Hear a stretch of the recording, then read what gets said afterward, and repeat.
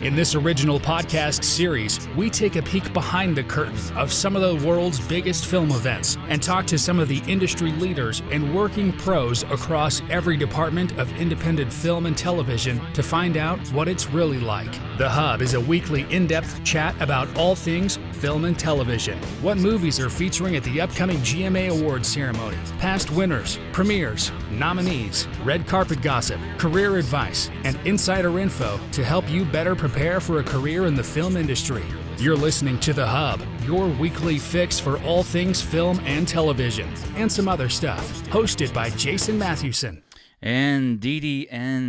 Welcome along, everyone. This is the 7th live broadcast, but it'll be episode number 9 in Series 1, which has just gone live as of yesterday. You guys can get it on all the major platforms, iTunes, Apple Podcasts, Spotify, Tunein, and the video element of it, of course, is live as well via YouTube. That brings us on to today's episode. We're going to be talking to a very good friend of mine, actor, director, all-around bad guy, and all-around awesome dude at the same time. Everyone, please welcome Sean Cronin. Buddy, how's things? You good? Hello, how I am. I've got my special WAR phone as well. I've got the Chihuahua phone in case we have bad reception. It's an amazing phone, this, because when Steve Jobs died, they invented the WAR phone. This has got MPWE, POSB, yellow tooth, and the battery lasts 2 days. So that's Konnichiwa. So hi guys. Some things never change. Love it.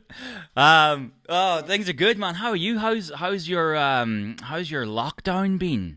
Are you losing your marbles yet? I am. No, the great thing is, ironically, I'm editing a feature film, so all it's done is make me stay home and get on with the movie. You know, I've got muscles now. I never used to have them. I've been working out in the garden, drinking a case of red wine a week. Not it's only 6 bottles a week. I have 1 day off.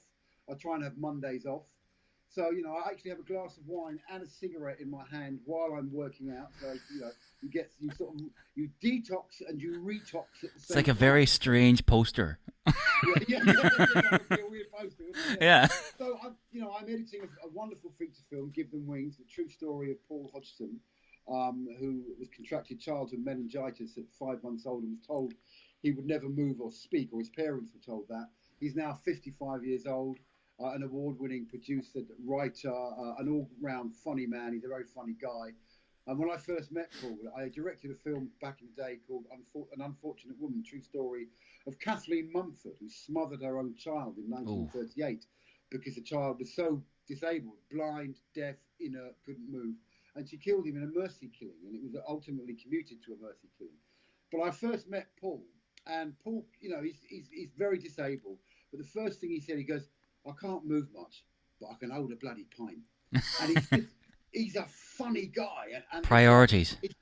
It's a really beautiful story, and it's like a 85% reality with a little bit of artistic license. But it's one of those human interest stories, like My Left Foot, Billy Elliot, The Untouchables we spoke about earlier on. And it's a sort of film that's going to touch hearts and minds. And, I think quite a few of our investors are online today. Oh, great. Gail and Roy and the people that put the money in. Thank you, guys. Thanks so much. Because, independent, we'll talk a little bit about it in a minute. But, independent film is what it's all about now. And content will be king. So, anyway, you ask away. Yeah, no, I mean, obviously it's your film, but again, I just want to say thank you indirectly for myself as well to your investors, because it's not always the easiest thing to get an independent film financed, and these investors have to take, for the most part, a lot of the time, a punt. So thank you for doing that, because I totally agree with you, buddy. Independent film is where it's at. I think it's the future. Even before Corona, I think it was the future of certainly anything you'd want to spend any time watching, anything that would jog your brain. And I mean, it's fine, okay, look, we can go and sit down in the cinema and watch Superman fly around the place, or Iron Man shoot up some city or something, whatever. But that's one thing. Well, yeah, if you want anything else, it's in the end of it. Came on there. What's happened is the cinema has gone. Mm-hmm. For the foreseeable future, there will be no cinema. Physical DVD sales, as I mentioned earlier, are down by 75%. VOD has literally quadrupled. So the cinema has moved into people's living rooms. Mm-hmm. So content is king. And also what's very interesting is that because also for the short term, it's going to be a very slow back to work for the film industry. So there's going to be no product really turned out for the next 3, 6, potentially even 12 months, depending on how social distancing plays out. So the people that have got films in the can, like we're so lucky, we've shot 99.9% of Give Them Wings. I played the lead villain in, I think, 3 or 4 movies last year. I did an amazing movie called Rendel. I think our director's online watching here. Rendel 2 by Jesse Hadjar. An amazing. It's Batman meets James Bond meets Deadpool. It's a few million budget. Absolutely brilliant. Brilliant production value, an incredible film. That's in the can. I play the lead villain in that. And the irony is, the villain that I play owns a huge pharmaceutical company, it's called the Valor Corporation. And they're a big drugs company. And guess what? I've invented, or the company's invented, a cure for the common cold. Really? And this is way before Corona, and it's not really to do with, it's a big sort of super villain because, I'm a horrible villain. I kill children and stuff. I killed a kid. This is a rough one, right? Even for you, this is a rough one. I said, even for you, this is a rough film in its content.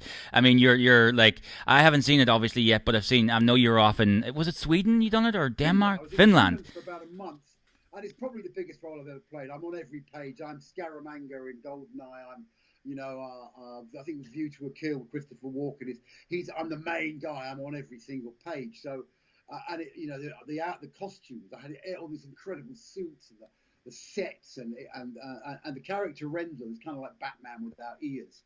It's Deadpool. It's got a lot of humor. It's quite funny as well. But the way that it's only it's a 5 million budget, but it looks like a 50 million. Yeah, I got your pictures. The DOP on it, director of photography, Tero, I can never spell his surname, finished. I fell in love with his work on the set, and I nicked him, and I brought him over to shoot Give Them Wings. And, with Give Them Wings, every frame is a Rembrandt. It's beautiful. Wow. So, yeah, and I did another film last year called Election Night, which was trying to get out. My buddy Ben Pickering and a great friend of mine, Neil Monaghan, is the director. And basically, there's a load of yuppies in a house in Notting Hill, and they're all watching the election. And it looks like the right's going to get in, the far right. I knock on the door under the auspices of looking for shelter for me and my girlfriend, who I've incidentally bottled over the head, so she looks ill enough. And we go in there, and we have a lot of kind of political debates. And then, of course, I kill everybody, as you do, As you do, yeah. I did another film called Safeguard, where I played the hit of the Russian mafia. Not very nice. I like good balloons. You don't like good balloons. It's all set around London and extortion. A guy called Fraser Precious. Fraser Precious was an interesting guy because he was a homeless trumpet player that kind of was living on the streets, playing his trumpet and stuff. And then ultimately he's managed to fight his way back off the streets, and now he's doing quite well as a producer, director. So I did that. I got Rendel, that one, Election Night, and of course, Give Them Wings, which is, I've directed a lot of stuff. This is my most important work. I directed a film a year and a half ago, co-directed a film called 11. Yeah, that was the war film, right?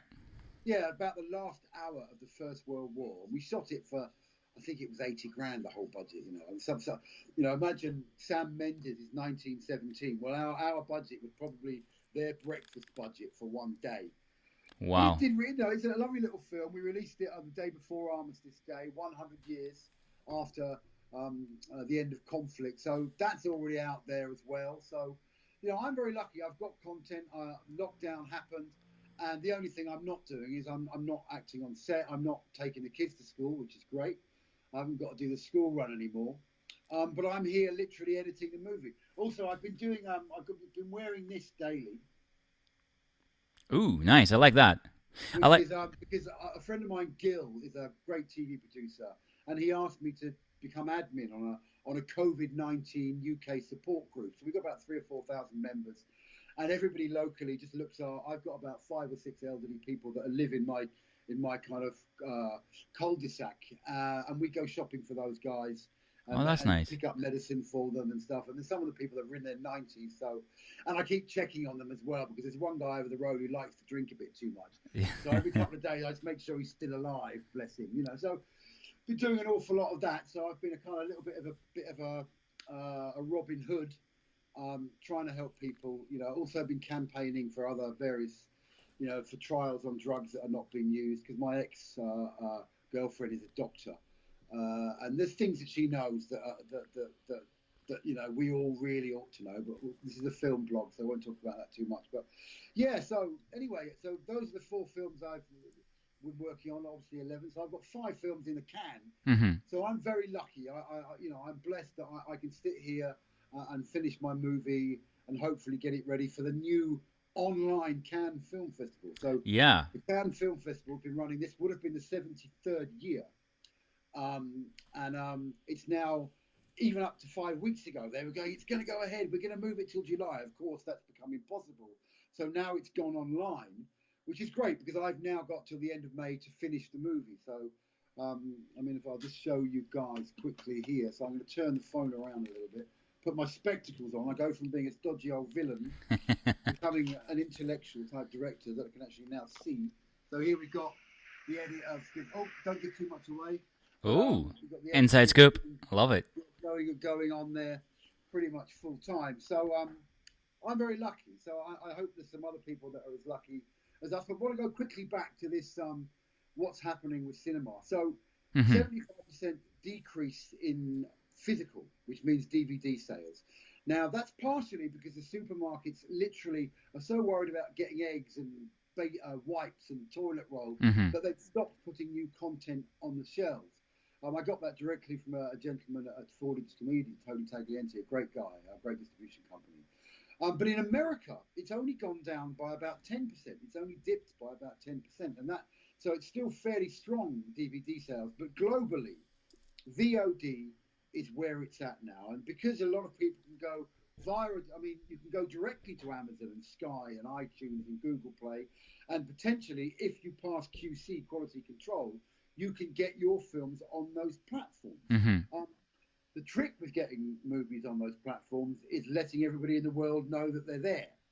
So that's why I'm hoping to go with someone like Tony or a distributor like that, who has a great network to get it, because everybody can make a wonderful film, but if nobody knows you've made it, there's no point. So exactly, we can all reach our following on Facebook and Twitter and Instagram, but you need, as long as everybody in the world knows your product is online, then you have a good chance of, making a profit and being able to keep independent film live. Because, a lot of people, cinema had even gone to the point where it was really very much just, the big blockbusters to get, or the big studio films to get in there anyway. And to be honest, I like the fact that I can, have a glass of red, have a smoke, and watch a movie in my home. Yeah. So that's where I think film's going at the moment. It might come back, but I think it's going to be a long time before we see crowded cinemas again. I do. I think you're absolutely right. I feel like the theaters and cinemas and so on, we will be the last to get back to work because of just the nature of what we do, and it's big events and even just the cinema, it's a bunch of people in a big room. So I think we'll be the last to get back, and people will always look toward the arts as something that's not really a valuable contribution in society. I hope they now see that that's in fact that's wrong. That's the thing you should say there, Jay, because what people are now going, I don't want to see premieres, I don't care about celebrities, we care about the NHS, we care about key workers, and they're right. And one thing that I've always said is that you get this arrogance with actors and big celebrities. I was developing a film about Michael Watson. I was trying to get Samuel L. Jackson to play Don King. The arrogance that I was faced with by his agent, and he wanted 750 grand plus his entire entourage from LA, 5-star hotels, and all he was going to say was one line: "You made a believer out of me." That's all he was going to say. And the agent gave me hell. What we are the entertainment. So when the policemen, the nurses, the doctors, the firemen, the important or the hard workers get home from their incredibly difficult shift. I had Ahmed Shah's just come online, a friend of mine. Ahmed, just quickly, Ahmed, here's your jacket in the back here. This is an amazing jacket made by Ahmed. Ooh, I like that. That's very cool. He makes amazing clothes. So thought I'd hang that on my camera. So so we are the entertainment. So when those guys come back after a horrible day, stressful, putting out fires, doing what they have to do, they sit down and we take them away from reality. We give Absolutely. them some escapism. So we are important. We're important for sanity. We are the entertainment, but we are not more important than anybody else. Mm-hmm. And all this arrogance and celebrity, I think will take I think this will have taken the wind out of its sails. I mean, I think when I came to one of your Gold Movie Awards, I think I told you that I'd actually accidentally sexually harassed Harvey Weinstein. Now, he's a very arrogant man, but I was at a party, the Terminator 3 party, at Pierre Cardin's Bubble Mansion in Théo-sur-Mer.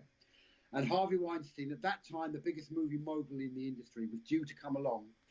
And I knew his wife, Georgina, and a couple of other people. They said, look, we'll get you an intro to Harvey. Anyway, somebody has put 0.5 gram of MDMA in my gin and tonic. I didn't even know it was in there. Someone had slipped something in my drink. So anyway, finally, when Harvey turns up, I'm so loved up that I'm going, Harvey, me! And I put my tongue in his ear, and I had to be physically removed from the party. And that was like 15 years ago. But I had long hair then. I subsequently met Harvey Weinstein about a year before his downfall. And he didn't recognize me, I don't think. Anyway, I got talking to him. I gave him my business card, and he threw it on the floor and walked away. He was an arrogant motherfucker. I cannot describe what an arsehole this man was. And, but then a juxtaposition to that, I was working with Tom Cruise. I was on that for nearly a month, even for my 3-minute scene in the middle of Mission Impossible Rogue Nation. Mm-hmm. And Tom gets a lot of bad press. He was the loveliest guy I have ever met. He was so sweet. Yeah, I've met him a couple of times too. He's such a nice guy. He's really nice. And one day I noticed, because there was a couple of craft stations you could walk up. Leavesden's a big studio, so I have to walk. They only had filter coffee on the main catering stand, and I had to walk to the other side, to the back lot, to the craft services to get a proper espresso. So I jokingly complained to Tom Cruise. I said, Tom, there's no decent coffee on the catering. The next day, I had an Italian coffee stand outside my trailer, my exclusive coffee stand. Wow. And it's weird because what happens in the film business, the more successful you become, the more fans you get, but the more people that don't like you. You get a lot of people that are jealous, you get haters. Of course. And we were talking about it because I've got a few trolls, not only a handful. But he had an agency and a legal team that manage the people that hate him. He's got 50,000 trolls that hate him. They all manage, So Tom's a really lovely guy. Gets bad press. I mean, every single casting crew screening, he was there. He thanks everybody. He probably goes out of his way because he got such bad press. The guy's a movie-making machine. Like, he's such a nice guy. He's a machine. Amazingly friendly. He's got time. I mean, there was a rumor that when I first got on, I was an extra on one of a film he was in years ago. I mean, when you're a proper role, you're allowed to make eye contact. But I was being told, you can't look at Tom Cruise. And it was total bullshit. He was a lovely guy. And, I've worked with some lovely guys. I've worked with Daniel Craig, Pierce Brosnan. I've worked with some, but for the most part, they're really nice people. The one actress, when I first, I mean, you want to do your what, when, and where thing. We'll do that. I do, yeah. I want to skip back because these are all amazing stories. So I want to let you talk, but obviously, I mean, I've known you for 10 years now. Nearly. And then I'm going to tell you this one story about the most arrogant actress I've ever worked with. But I'll tell you that when we do the what, when, and where because it kind of fits in with it. So you go. Okay. All right. Well, then we're going to do the 3 W's then, and it's when, where, and why. And that is, I primarily asked it to the performers specifically, but anyone within the arts really. But it's more relevant to the performers. So when, where, and why did the creative bug bite you, and what was that? It may not have been an actor at that time. It may have been, it could have been catering. Who the hell knows? And you ended up as an actor. Like Ian Beattie started off in the circus, literally. Well, here we go. I mean, literally. I studied catering. I'm a qualified chef. I did 3 years. Thames Valley University. Good guess. I was a cook. I worked with Marco Pierre White. Then I've owned nightclubs. I used to own the second biggest nightclub in the West End, where I became a real gangster. One of the biggest crime families in the world were my business partners. I won't mention their names because they'll probably come and kill me. But then what happened? And I was in a rock band called the Marionettes for 20 years. Indeed. I did world tours with Pearl Jam, Nirvana, all kinds of stuff. So I was always a creative, and I still write songs. In fact, I'm going to do a little live acoustic concert because I still have quite a big fan base because we're a kind of goth metal band. Mm-hmm. But how I got into film, I was walking down the Portobello Road doing my evil face, and someone said, "You look really evil. Do you want to be in The Mummy?" And she was a talent scout. So I found myself... This is the Brendan Fraser mummies back in the day. Yeah, I found myself painted gold from head to foot, my pubes, my legs, my eyebrows shaved, wearing a nappy. And I walked onto this set, and the $200 million set down at Shepperton Studios, the first Mummy with Brendan Fraser. And I walked in, and they built ancient Egypt. I'm going, whoa! And they literally they built Egypt. There was pyramids. It was incredible. And I just thought, I want to do this. And I got the bug, and I was literally wearing a nappy for a month, painted gold. And I was, you get green spots. And I told you a little joke earlier on, but there was a lady, Rachel Weisz, was on set. She's the lead actress in it. And I've come out of the mummy, the priest room, because I was a glorified extra at that point. And I've come out, and I've seen her looking super fit, walking down the corridor. And I've sort of gone, whoa, look, it's Rachel Weisz. And her boyfriend, Neil Morrissey, was behind me. He said, "You leave my girlfriend alone." I said, "Sorry, man, I want my mommy." But, so, and then I got a little part, still doing extra work. I got a part on Harry Potter, but they were always kind of walk-ons, featured extra work. Then I got a part on James Bond, The World Is Not Enough. Mm-hmm. And again, with Brosnan, right? Not quite a proper role, but it was like what we call a walk-on or a feature. Mm-hmm. And we did this one scene set in Turkey, and I had to hold Denise Richards round the waist for a week. Not a bad day, not a bad week, actually. She didn't say hello to me once. Really? No, Oh, she wow. was so stuck up, and I'm working with, Pierce Brosnan. I mean, if you have to put up with Charlie Sheen every day, fuck. I did it every day, and I go hello, and she just goes. But then another funny thing happened. So anyway, two funny things happened on that. So one day I'm on set, and Goldie was on it. Remember Goldie with the gold teeth? Oh yeah. Drum and bass guy.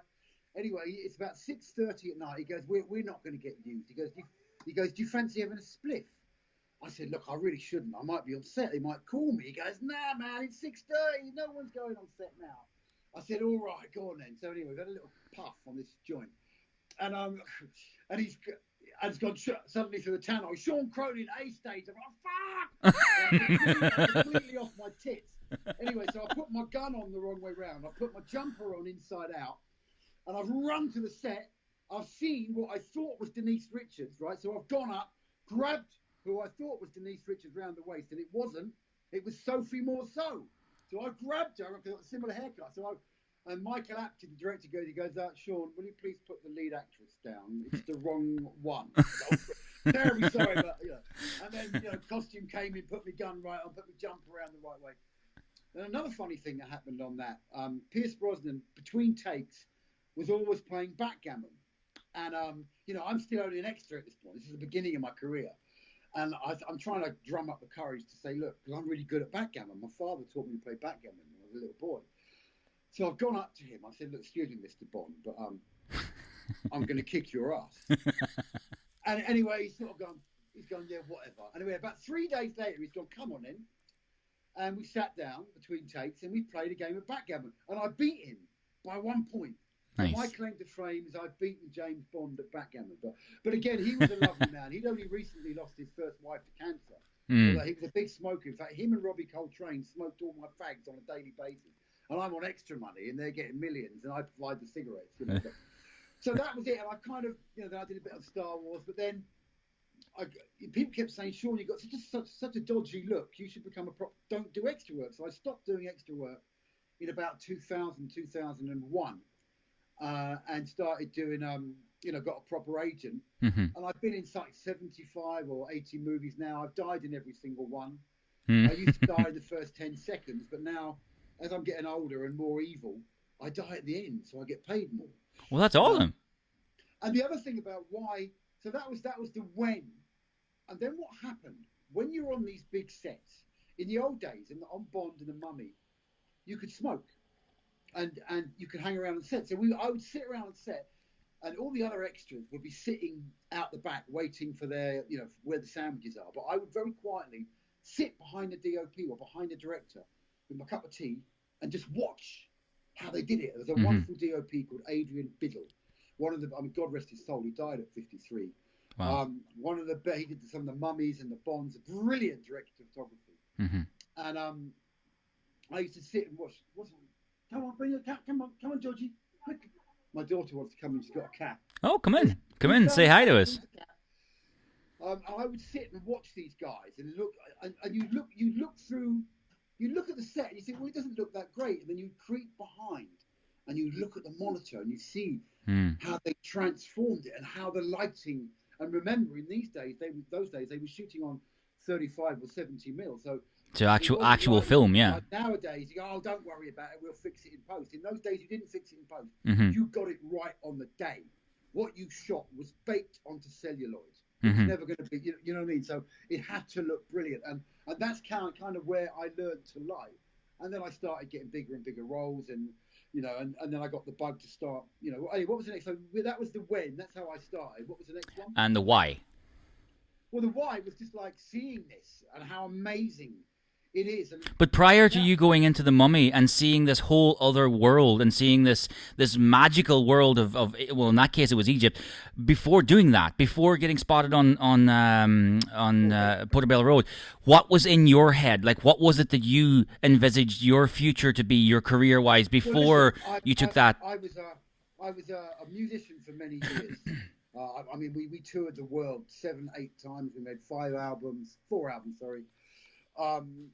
That was an amazing experience. But 2 of my band members are now dead because there was a lot of drugs, a lot of drinking, a lot of partying hard. I was always the vain one because I was a singer.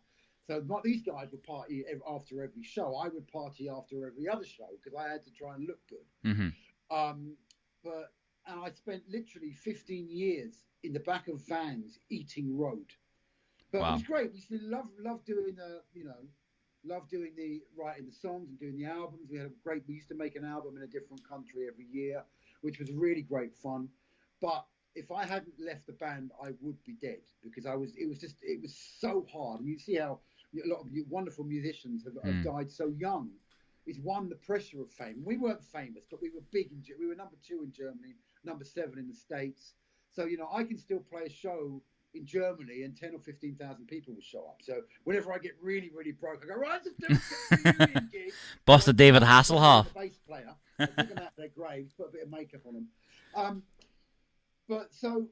And then I kind of stopped doing that. Then I bought an old-fashioned vinyl record pressing plant. I was pressing records. So I had a recording studio and I was pressing records for other bands. And I bought this old vinyl pressing plant, which is an amazing experience, a proper old record press. And that went bust because of the internet and stuff. So I was doing that for about 5 years and making a lot of money, actually, while vinyl was still relevant. But obviously it's now... It's actually now, it's making a comeback. Well, the weird thing was we were doing a lot of collectible stuff and reissues, and it was really great. And the reason I bought it, I was pressing records with all Jamaican staff, and Carmelita, who's to run it. She goes, Sean, I can't pay my VAT bill. She's got crap Jamaican accent. She goes, I don't want to do it anymore. And she was like 70. I can't. You want my factory? She said, you pay my VAT bill, you can have the factory. And it was like, I think it was about 8 or 10 grand was the VAT bill for the pressing plant. So I paid the bill. Suddenly I owned this pressing plant. And it was run by, there were 7 Jamaican guys. There were 7 Jamaican guys running it. And there was one guy, do you remember the Indian out of One Flew Over the Cuckoo's Nest? The big Indian guy. There was one Jamaican guy called Noel there. He was like 6'7", and he looked exactly like this guy. And anyway, I had 6 or 7 presses in the factory. And to move them, they're 2.5 tons to move. But occasionally you have to move them and clean the lines and do the maintenance. And this guy, his hands were like this. And I'd say, no. I said, how are we going to move these machines? He goes, don't worry. And he would cuddle them. I took the bolts out of the floor and he would hug the machine and just move it. Jesus. And he was a giant. He was so funny. And I kept that factory going for 8 years. And eventually I was in terrible financial trouble. The landlords kept locking me out because I couldn't pay the rent because vinyl took a major dip. Oh, yeah. And I And I kept it going just to keep these guys employed because that's all they knew. They pressed in this plant for 35 years. And I desperately tried to keep them employed. Eventually, it went tits up. But luckily, I managed to find places in other factories that were still managing to keep going. I managed to re-employ them elsewhere. But so I did that. And then I got sucked into this nightclub thing. And I had these two crazy partners. And we had 5 floors of this college in central London. And it took 3,500, 4,000 people. We had a main room which took 1,500. We had this room called the Rotunda, VIP room with stained glass window ceilings, chaise lounge. We had cigar smoking, oak panelled leather sofa rooms. Sounds really nice. That for 5 years, and the other 2 partners sort of fell away, and I ended up owning the second biggest nightclub in the West End on my own for 5 years. Jesus. Okay. And it was mental. It was crazy. And again, I would sit in my office because I had 11 bars. 40 bar staff. I had cameras over every bar, so I would sit getting twatted in my office, watching all these cameras, watching people nick from me, and eventually, but I was doing that for years, and I was getting so twatted. I'm amazed I'm still alive. It is a miracle. And then luckily, it sounds crazy, but one day, I'm in Spain. I had a villa in Spain. I'm on holiday. And I get a phone call from my 7'3" Latvian doorman.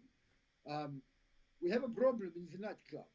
My other 7'3" Latvian doorman had been shot in the testicles on the door and had his right bollock blown clean off. Anyway, so I've flown back from Spain to try and sort out this mess. And they've taken away temporarily my public entertainment license. So I've suddenly got a 4,000 capacity club with a restaurant license. Before I had it to 6 a.m. I had a 3 a.m. public entertainment and then a 5 a.m. membership license. So we could keep it open all night. So suddenly they've suspended my license for a month. So, I weathered it. We did a few corporate events. We came back online. Anyway, this time I'm in the office. The same guy comes back, shoots him in the bollocks again. No! I blow this bollock clean off, right off.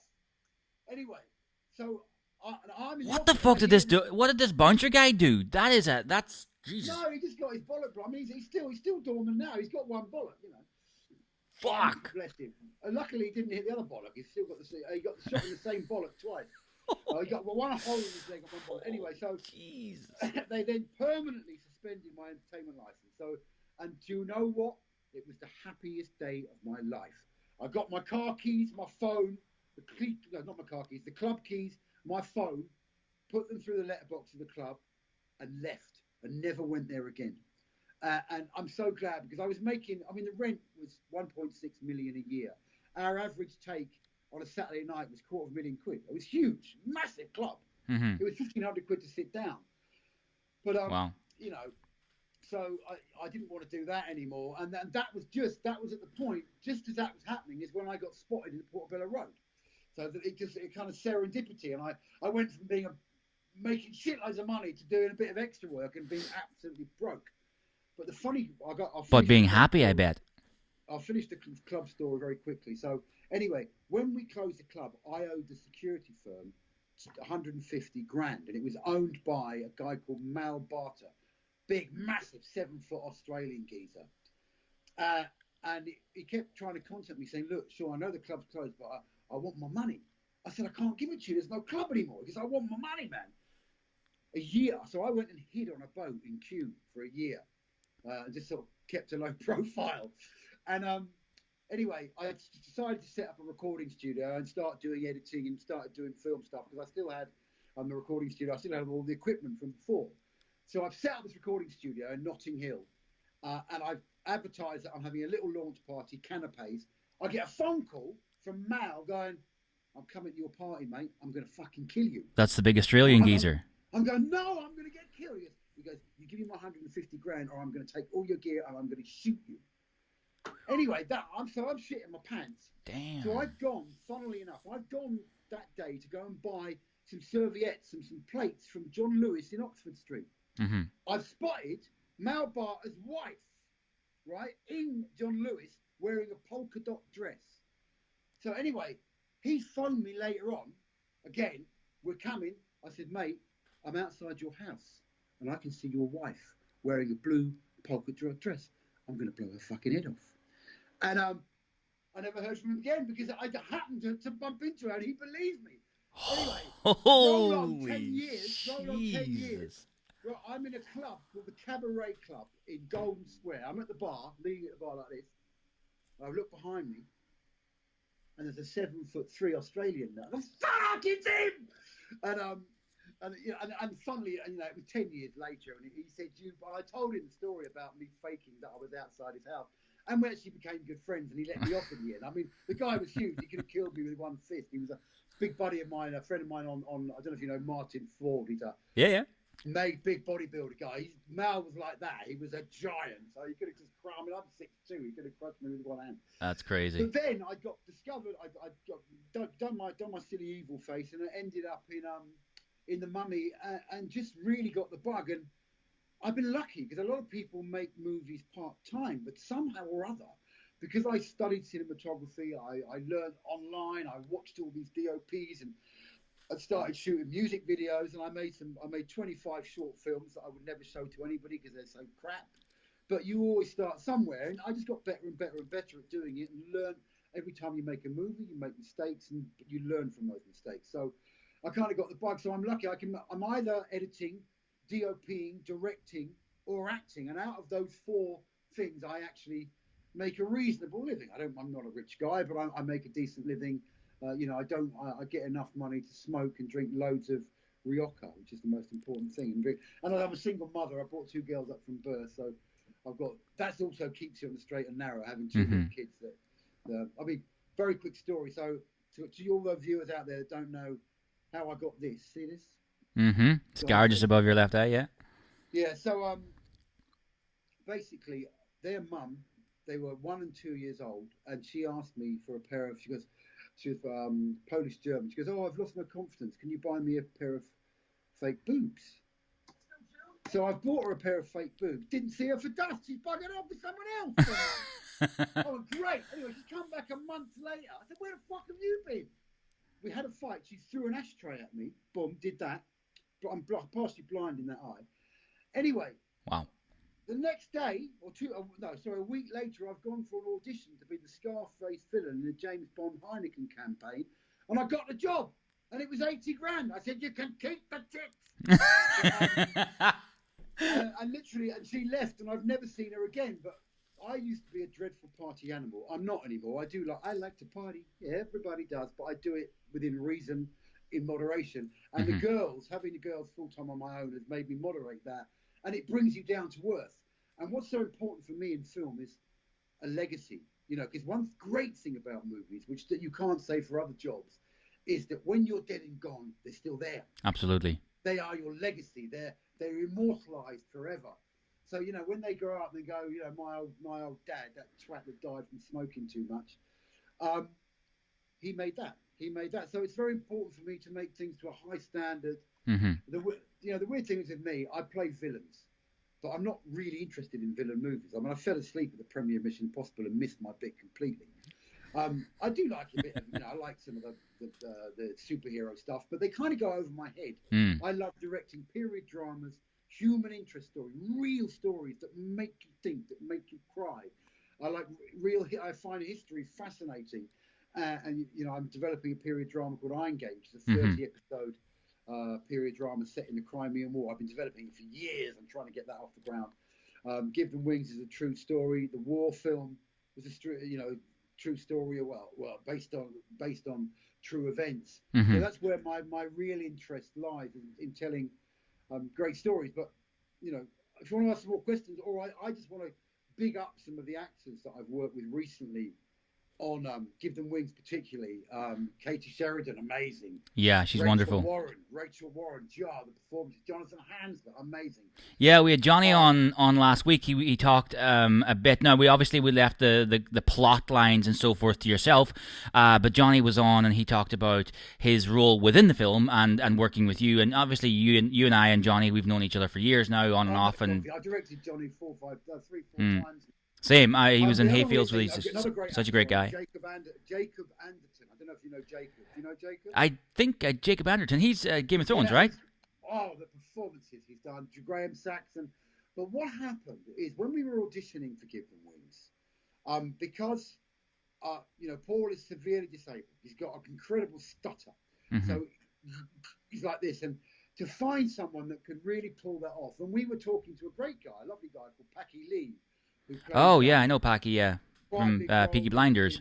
Peaky Blinders. Mm-hmm. But he's Northern Irish, and he was 10, 15 years older. Yeah. In the story, Paul's 25, 27. And kind of some of the people behind it financially said, look, you've got to get the name, you've got to do it. And I'd seen, I don't know how many, but it must have been 100, even maybe 150 actors to play Paul Hodgson.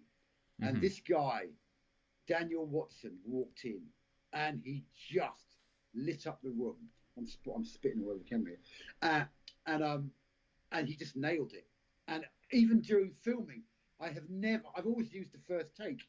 I don't know how he does it. He just got it perfect. And he's an underscore. I mean, he's done a little bit of work and he's done some good stuff, and he's very funny, very clever. But this is kind of my Jamie Bell moment. Yeah. He's discovered somebody incredible. He's incredible, and he's very young.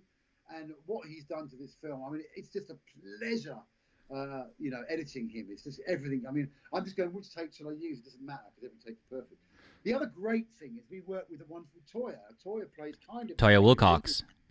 Toya plays his mother, and she goes through some terrible, this story's up and down. It's really sad. It's full of terrible lows and incredible highs. You're down in the dumps. I mean, Paul tries to take his own life. His mother has a stroke, all kinds of, and Toya's performance, Toya's lovely. She's the loveliest person you will ever meet. Takes direction really as well. She needs directing because she, I know what I want. Dan didn't need directing. I don't know why, but Toya does. But the moment you suggest something to Toya, she just gets it straight away. And Toya's diary, she could only give us a couple of days here, a couple of days there. She's so busy. She's still touring. And I've been to her house a couple of times and met her lovely husband, Robert Fripp. And she's just an absolute joy. And again, editing her on screen. And another actor who plays Paul's father, Bill Fellows. Now, Paul's father in the story is a miserable git. And Bill Fellows does miserable git like nobody's ever done it before. But Bill's such a nice guy, too. He's such a great guy. He's a miserable git in real life as well, but he's also very funny, But I've got some great...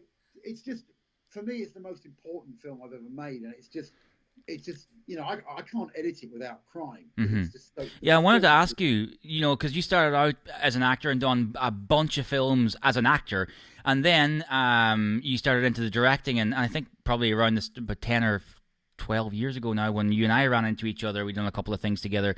Did you know that directing was something that you wanted to head towards, or is it something that just kind of happened, and now that it has either happened or orchestrated, whichever way that happened, do you feel more comfortable in front of the camera saying some stuff as an actor, or behind it? Is because of the way I look. I mean, I can, I put my specs on. I can maybe do a scientist, but I always get offered villain roles, which is great. Everyone loves a villain, and now I'm getting big villain roles. And if you can, super villain inspired at enormous expense, you pay me a lot of money. Now, Rendel was good money. I got paid not a huge amount, but it's much better than a lot of the films I've done. But directing is a higher calling. You are making that vision a reality. I'm not saying that actors don't do wonderful jobs, but it's a higher calling. I mean, some of the acting in this, it's a very high calling, but higher calling than just being on set killing everybody all the time. You know what I mean? Yeah. You can only take that so far. Sure. I've done all kinds of different villains, and I'm Russian villains, German officers, and whatever. It's great. And I enjoy every moment of every film I've done. I do. But making a movie taking it from the screenplay to the big screen, and acquiring that eye for detail that you need, because it's so important. People don't realise that when you make a movie, they don't notice the perfection. They notice the mistakes. Oh, absolutely. But they notice they don't really notice if it's right. But to get it right is so hard. There's so many things that can go wrong. There's so many challenges. It doesn't matter how much you think it's going to cost. It's always going to cost more. You don't know how you say it's only going to take 3 weeks. It will take 5. If you think it's not going to rain, it will rain.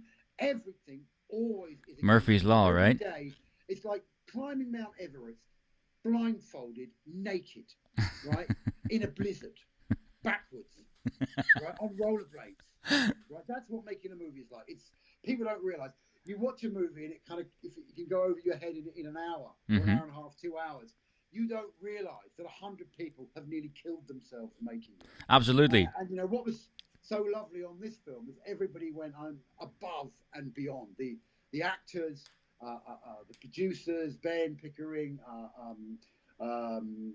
Mark Guthrie, our production designer Kelly too, who did production and costume, nearly killed herself. I mean, I run Tracy. I mean, the team, everybody, sound guy Philip, everybody just worked their bollocks off. You know, and sometimes you feel bad because you know that you're on a limited budget, and you know that if you don't get this in the can today, you can't come back tomorrow. See, when I'm working on these massive sets, like Mission Impossible, I get picked up at 6:30 in the morning in a limo, driven to my trailer, sit there eating all day long, go on set, you know, put my tongue in Tom Cruise's ear for 5 minutes, and then and you go home at 6.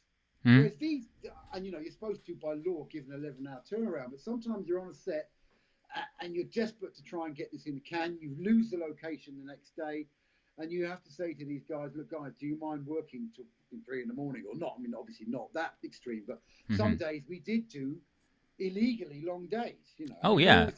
We try and give them the turnaround in the morning, but there were occasions when we had to really go above and beyond, and I would have to make these kind of Mel Gibson type speeches, you know, like I'm on the front line. Rally the troops.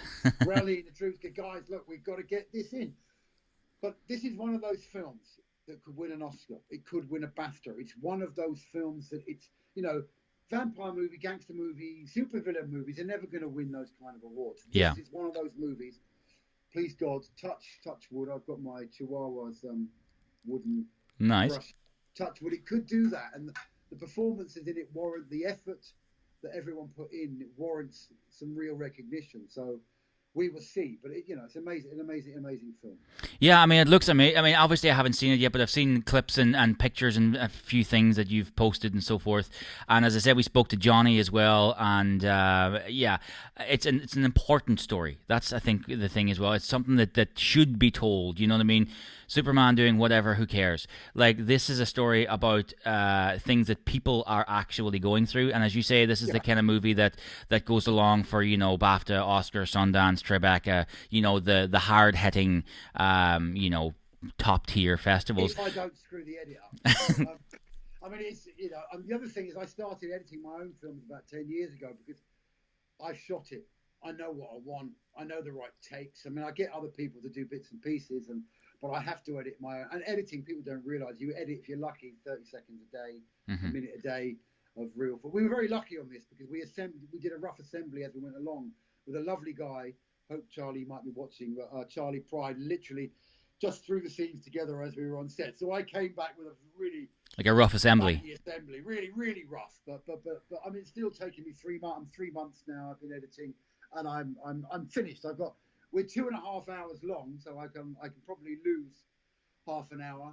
One of the things that's interesting as well, because you used to do test screening, so I will be sending the film to some of my industry people and some of the lead actors and the heads of department to get their opinion. Because when you're editing a film, you're in the middle of it. You're so immersed that it's sometimes quite hard to see the wood for the trees. Although you need to be in on it because you directed it, you also need to be able to step away from it and go, guys, is this any good? Because, you know, I'm so anally retentive about it. So I'm at the point now where I'm going to be the next. I mean, I will finish cutting the entire film in the next 3 days. Then I'm going to go back and polish the audio, and we're going to do some sound mixes. People don't quite understand just how important, if not maybe the most important part of any film, is the editing and the music. Those things tell you how to feel. The score and the audio is 50% of the film. Absolutely, yeah. And the other thing is that it's got to be shot correctly. I mean, our DOP was just, and our gaffer, Ontero, just these guys, man. Why I love them. I'm working in Finland, and they whisper at each other in Finnish really quietly, and I don't understand what they're saying. So what they must be saying must be really complicated. So I thought, guys, these guys are genius. They speak a language that I can't comprehend, and they're really quiet, and then they make this. I mean, I'm a DOP. I'm an okay DOP, but this guy knocks me into the middle distance. He's just incredible. I think he's like the Picasso of cinematography. He paints with light. I mean, he takes quite a long time, which is also he didn't have a lot of crew, but he's like this, he's like, and then suddenly it's like, wow, and you go, hurry up, mate, what? And then you go, yeah, and then you look at the monitor and you go, okay, fair enough. Just beautiful. Yeah. He is, but he's also a crazy motherfucker as well. He likes, the Finnish. They like the Finnish. In Finland, they have quite a big problem with alcohol. I'm really, really loving the Scandinavian stuff in general that's coming out at the moment. I think it's really good. Say again? Just in general, the Scandinavian stuff that's coming out, I think, is really good just across the board.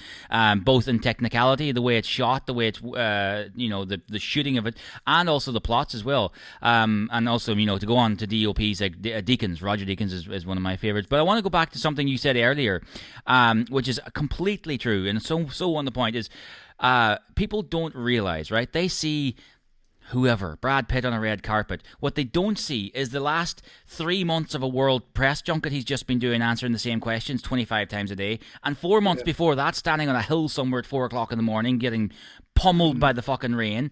They see him on a red carpet and they think, oh, that's so glamorous. And secondary, we'll just use what you're about to do is try and make the wheelchair fly. Now, for filmmakers out there, we know. Say that.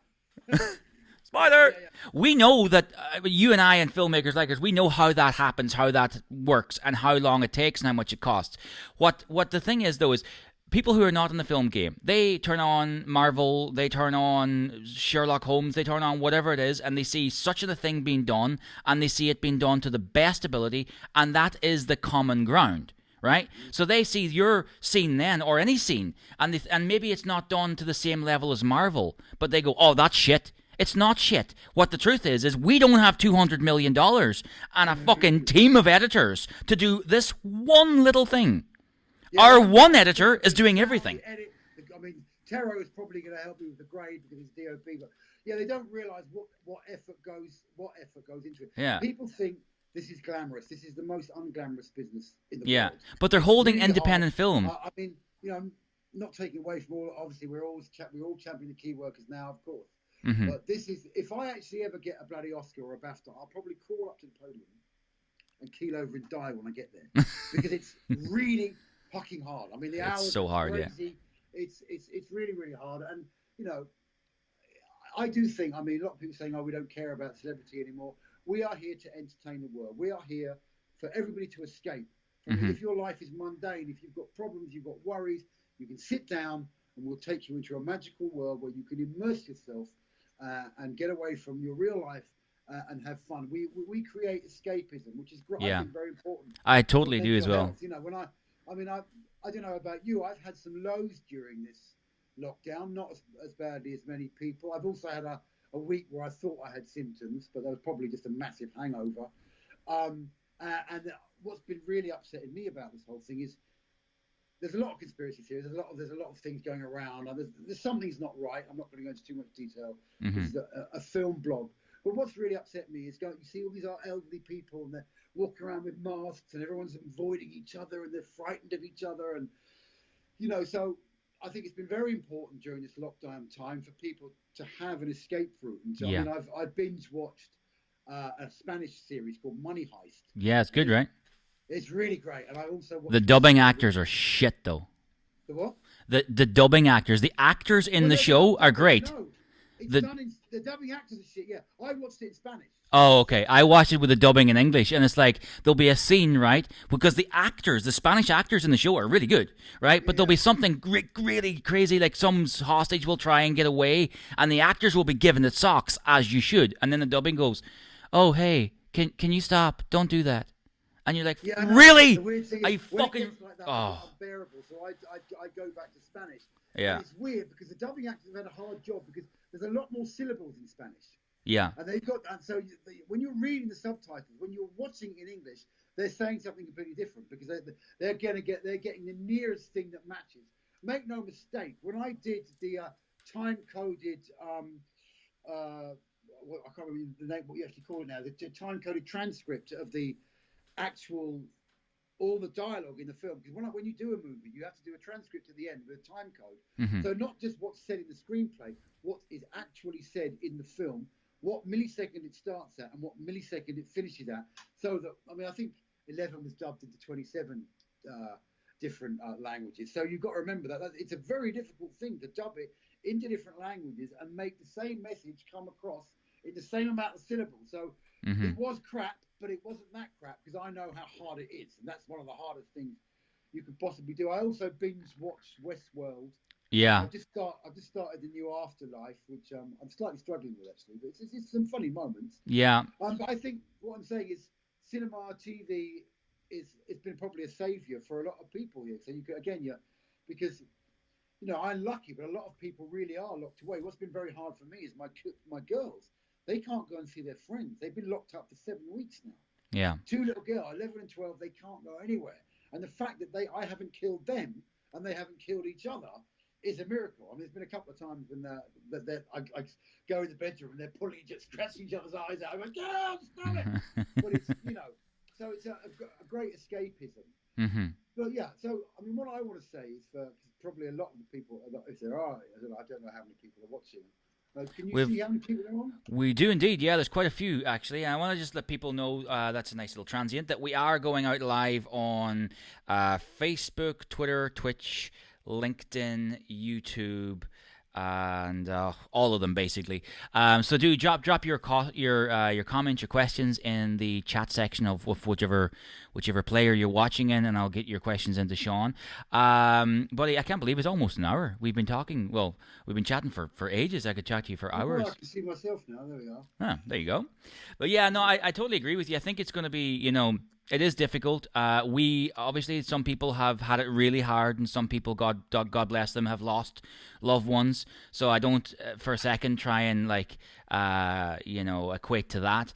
But it is difficult, I think, for everyone, especially maybe like your girls who are younger and maybe can't understand as well as we can, or doesn't have something to sit down and build toward, whether that's a job or a career or whatever it is. And so for us in the creative arts, I think it's not the worst thing in the world, because we can do stuff like this, and we can get to writing and get to working on other projects. But I'm curious about what you think the climate of the financial realm's going to look like when we come out of this. And by financial, I mean in our respect, not economically as a globe, but I mean, do you think the investors who we have either deals with or would be going to will either, because I think it'll be one of two things. They're either going to be wanting to throw their money into projects, not willy-nilly, of course they'll still do their due diligence, but they're going to want to invest, or they're going to want to hold on tight to it and invest in nothing. Well, this is weird. You say, as a friend of mine, Simon Cox, did Invasion Planet Earth, that launched a campaign. I mean, a real tenacious guy. Also, I want to do a little big up to him. I want to do a big up to a guy called Howard Ford. Do you know Howard? Howard did Never Let Go. Oh, yeah, absolutely. Venture Boys. Lovely man. Recently did Adventures Boy. I don't know if you saw Never I Let did, Go. yeah. Amazing actress. Angela Dixon. They shot that far. It was pennies. Yeah. It looks like Hollywood. They went to Morocco and did this crazy shit. He's one of the most talented filmmakers I know. Also, a big up to Mark Zammit as well for finally getting Homeless Ashes. Homeless Ashes, yeah. Well, I found time to watch it recently, actually, and it was a difficult watch. Beautifully shot. The DOP, Richard Oakes, fucking amazing. Great. Yeah, Richard's brilliant. Yeah, he's really good. DOP. He hates me. I don't know why, but I love him. A lot of people hate me because I'm an arsehole. But I actually watched it. It was a very difficult watch, not because it wasn't good. It was just it's just one of those hard, heavy watches. Yeah. But it's it's about independent film. I really genuinely think the blockbuster and the big studios are in trouble. So do I. If they're only going to be, I mean, they're the cinema. I don't know. It could be 6 months. It could be 18 months. It could be a couple of years. I don't know. And I also don't know what the truth is. What's really happening with this virus? Because patient zero and the curve flattening and all that is all a bit odd. Because if one person started it, then one more person can start it. So I'm very, very, so nobody really knows what's going to happen over the next few months. So I really think that content is king. I think that if you can make your films, because nowadays you've got wonderful cameras. You've got, Epics, you've got Alexas. You can get cameras and you can make things look super high production value for very little money. So if you understand that the independent film model is probably 100K and below, realistically, you can make films for that kind of money. And there's other leaps up, but as an independent filmmaker, then you've got a chance of making your money back, and you can get them out on all those platforms. You make sure you don't get ripped off by your distributor. You make sure that if you need one of the things about doing it yourself, you've got to be able to let people know your films are out there. And unfortunately, because of Mark Zuckerberg, who limits you to 5,000 friends, luckily I've got a fan page with quite a big following, so I can reach quite a few people. But that's a difficult thing. But I think content will be king, especially in the next 6 to 12 months. Yeah. Because nothing's being made. So if you've got something in the can, like I'm so lucky that we have, or we're so lucky that we have, I think because it's all moved into the living room, people are always going to want to be entertained. As long as the big broadcasters and providers like the Netflixes and Amazons and Sky and are supporting us and helping us get our stuff to market, they need content. We need a route to market. So I think the film industry, although it's changed, is in pretty good shape. And I think it's a sound investment, as long as you have a duty of care to your investors to not rip them off, because a lot of people rip them off and pocket the money and as long as you have a duty of care to investors, you keep your budget as low as possible. You make sure that everyone that works for you gets paid. There's so many people in this business that try and get you to work for nothing. Oh, please help me with my film. It's like, guys, I can't go to the supermarket. I'll give you an IMDb credit. I can't eat an IMDb credit. I need money. So as long as everyone looks after each other, it's important that even if it's minimum wage, as long as you get paid for what you do, you honour everybody. I mean, I think as far as I know, on Give Them Wings, pretty much everybody's been paid now, which is difficult. I had to say, well, I'll get paid later. Let's make sure everyone else gets paid. Very important. So we all got to support each other financially and not expect, because you know what it's like. Everyone's trying to get you to do a favour and do it for nothing because the film is glamorous. It's not. It's a business. We're actors. We're filmmakers. We need to eat. We need to pay our rent.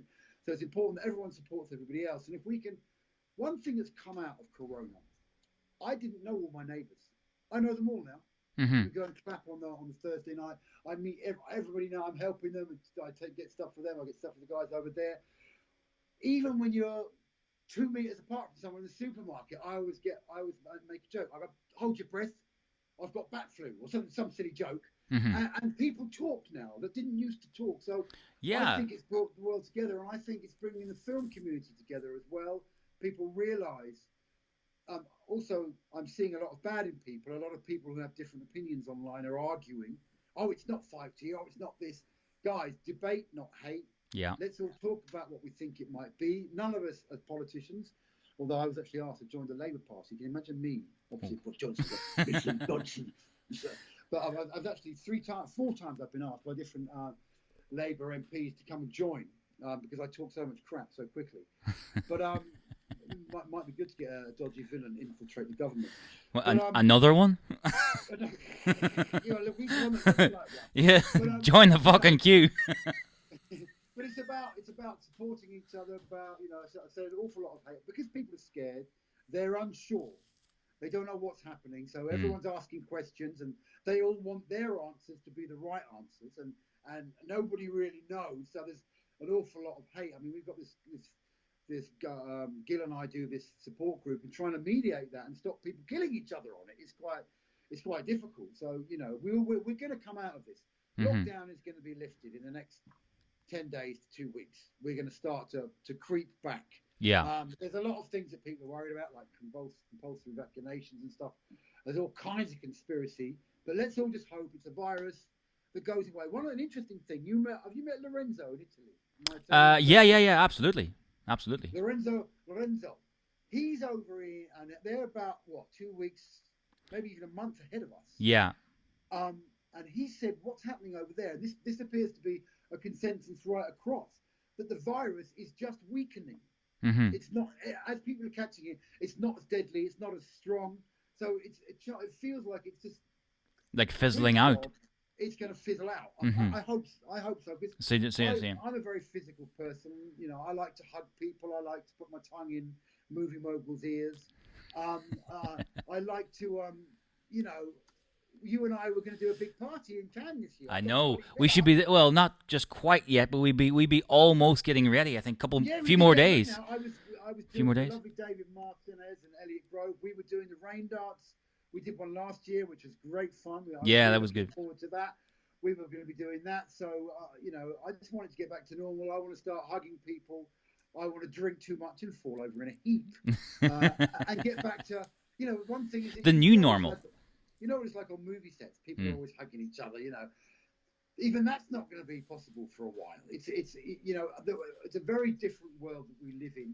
I just hope that it can get back to normal. I hope we can all get to the truth, because there's a lot of questions that are unanswered now. There's a lot of figures that don't add up, and, you know, hospitals are empty, doctors and nurses that are being laid off when we're supposed to be in the middle of a pandemic, all kinds of strange stuff that needs answers. I think with conspiracy theories, I think it's a bit too early. Once this is over, or once appears to be over, there's going to be an awful lot of questions asked.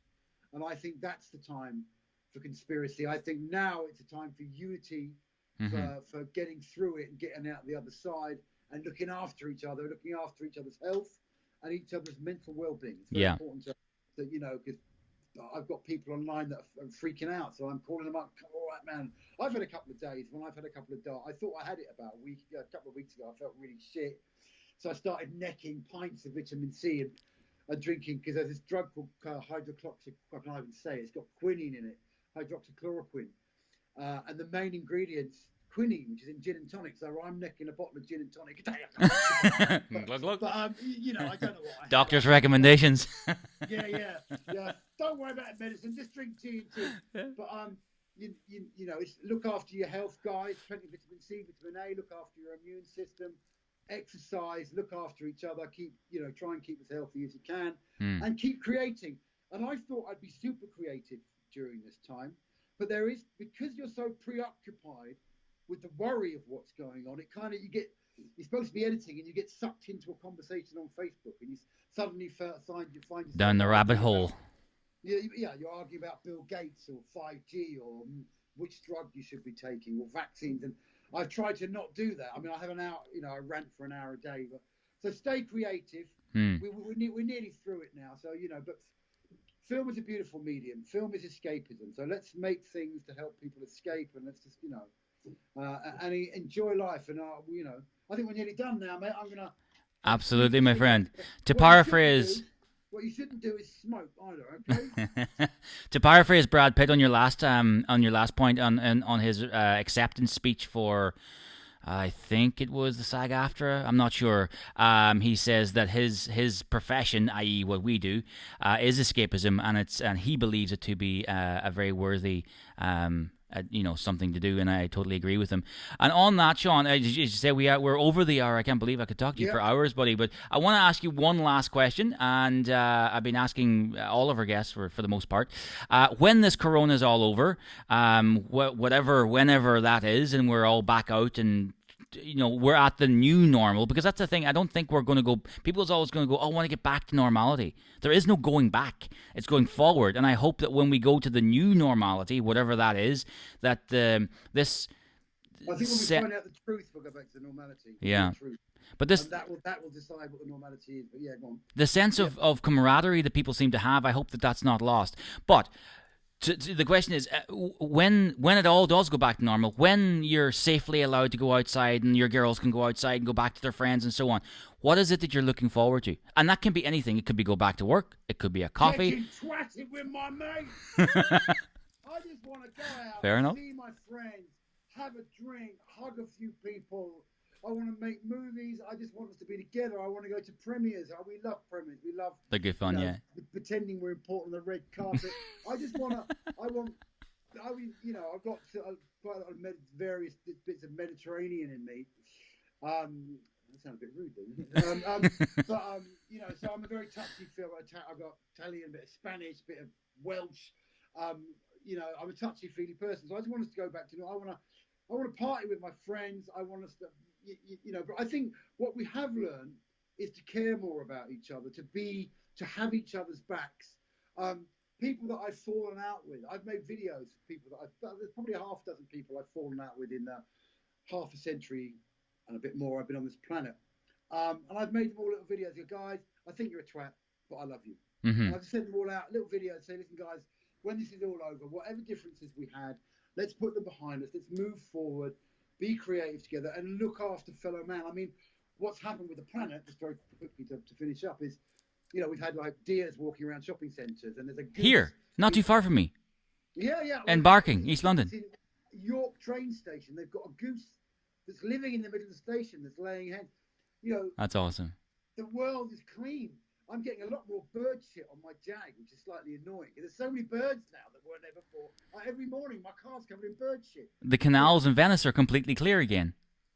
I know. It's beautiful. And it's been a really good respite for the planet. You know, not that it's been good for a lot of things, and hopefully the economy come back. Hopefully, and you know, whatever we do say about the governments or government, is the fact is that people are getting 8% of their wages, a lot of them, and they have, to a degree, you know, people are hopefully. I mean, there are some people who are real shit, but hopefully, you know, people have got enough to eat. They've got enough to get through. So, you know, however hard you do knock them, and I'm really not fond of a couple of them now. I won't even go into people like Matt Handoncock and people like that. But the fact that some of the figures are being cooked. But the fact is, a lot of people are getting furloughed and they're being paid 8% of their wages and stuff. So hopefully it won't be too bad. When we get back to normal, just like let's continue to be nice to each other. Absolutely. Let's not lose what we may have gained from this. And all the people that are falling out and arguing, listen to each other. Don't always be on broadcast. Put your radio to receive. You cannot learn if you're talking. You can only learn by listening. So listen, admit your faults, admit when you're wrong, take it on the chin. I've made loads of mistakes. You get people so belligerent, or I'm right. You're not always right. Listen, listen to each other. Let other people's opinions in, and just be nice. But if you're a villain, carry on killing people.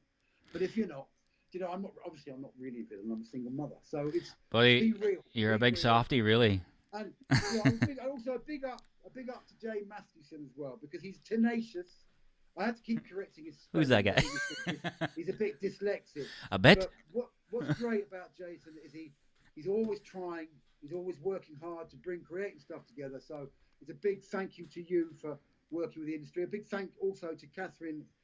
Oh, the wonderful Catherine Lynn Scott. Absolutely. Wonderful publicist yes. who helped both myself and Jason and really champions independent film and helps people along the way. A huge big up to everyone I've ever worked with, to my buddy Roy Rivet, who's helped with the films, and Gail, and all the people that have put money into the movie and the last movie. Thank you so much for that, and for believing in me and believing in all our actors. And thank you to everyone that's worked very hard under me and above me and around me. A big thank you. I'm going to go. I might even open a glass of wine now to celebrate. Is it Sunday? But What day is it? It's Wednesday, is it? Tuesday? I don't even know anymore. Tuesday. It's I'm not allowed- 5 o'clock somewhere. Start drinking. It's 5 o'clock somewhere. But I just wanted to say, before we go, thank you so much to you for coming on. Also for being an advocate of independent cinema. I mean, we've known each other now better part of 10 years, I'd say.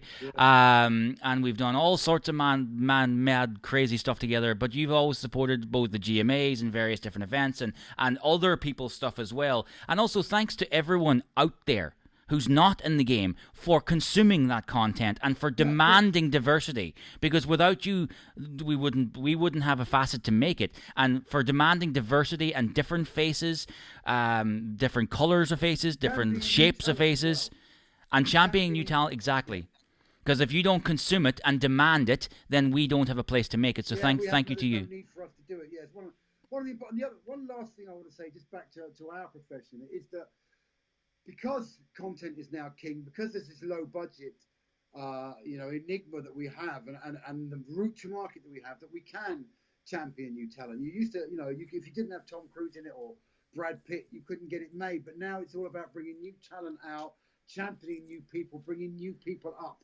so that they get a shot at it as well. So absolutely, let's before Kevin Spacey got demonized and did whatever he did. He used to.